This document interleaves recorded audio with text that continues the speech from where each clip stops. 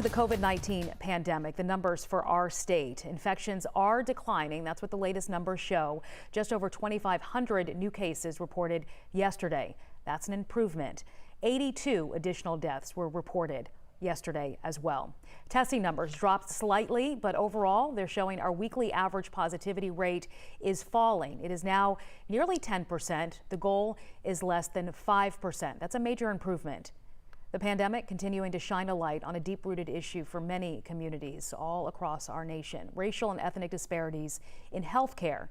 CDC data showing Black, Hispanic, Latino, American Indian, or Alaskan Natives are at a higher risk of being diagnosed, hospitalized, or killed by coronavirus. And 11 Alive looked at the numbers here in Atlanta. For every 67 white people who get the virus, there are 98 Black people with COVID-19.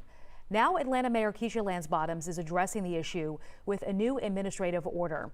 It directs the city's chief health officer to report on disparities, bring together an advisory council to draw up recommendations, create a mask-wearing campaign, and schedule a series of town hall discussions. The first one will be in conjunction with World Mental Health Day, and that is Saturday, October 10th. Governor Brian Kemp is planning to issue a new executive order renewing COVID-19 restrictions. The current one expires tomorrow at midnight. Social distancing is still required. Gatherings of more than 50 people, unless they are social distancing, are banned. And those living in long-term care facilities and the medically fragile are asked to shelter in place. The public health emergency order, well, that is still in effect through September 10th.